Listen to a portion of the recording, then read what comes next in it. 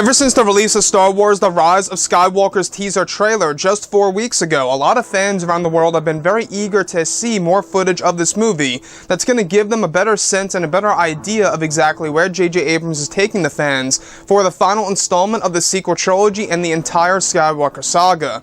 This is Mike Zero. If you guys are new to the channel, do make sure to subscribe to see future Star Wars content. Now, one great thing about this film is that we do know that this is a big movie for Disney and Lucasfilm. It is a very important film, not just for them, but also for the Star Wars community, and it's actually often described as the most, I guess you could say, important Star Wars movie in history because of how much it has going for it. This is literally not just the end of the sequel trilogy, but the end of all 8 movies that come before it. Now, these past couple of weeks or so, we've been learning a whole lot more about this film, and when it all comes down to the new trailer that is all set for release come this July over at SDCC, San Diego Comic-Con, a lot of people are very eager to know exactly what's really going on with the new teaser and/or trailer. Now, this is where things begin to get very intriguing. Now, specifically, it's described that the new trailer is set to include a revised version of the Force theme that is set to go along with the shots that will be focused on Rey, Poe, Finn, and Leia. It's also said that Ian McDiarmid will be providing lines of dialogue dedicated for the new trailer set for release this July, where new Palpatine dialogue is said to be heard in the footage over the dark side-oriented scenes with Kylo Ren and the Knights of Ren. Additionally, it's described that some of the next-generation technology that was used for the film will be demonstrated in the upcoming trailer in order to give fans an idea of how ultra-realism will play a role in CGI-heavy sequences. The upcoming footage is planned to be centered on the legacy characters like Luke Skywalker, Lando Calrissian, and Leia, in many segments where it will shift back to the sequel characters and will also introduce the 8 new characters that will be a part of the movie. It said that one of the shots planned to be inserted in the new trailer is a snippet of a flashback of both Luke and Leia, to honor Carrie Fisher and to also demonstrate how the flashbacks of these characters were made possible.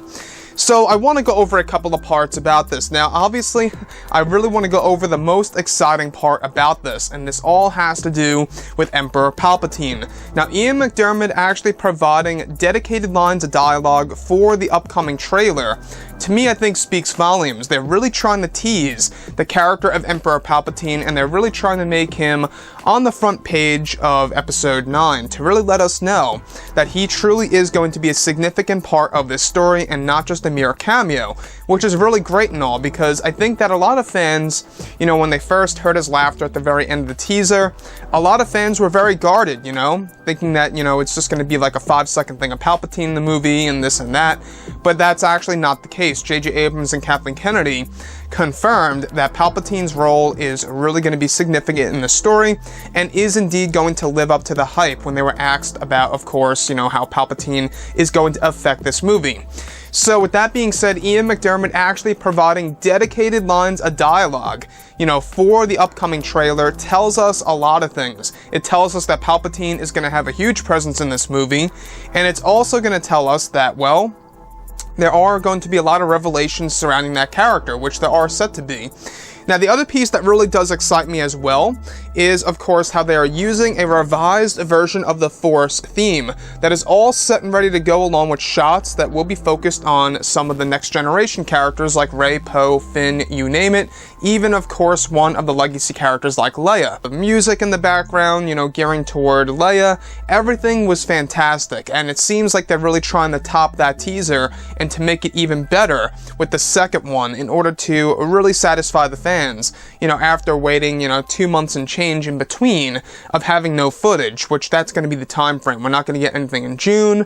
They're going to wait all the way over until late July until we really are able to get this thing and see new footage of The Rise of Skywalker.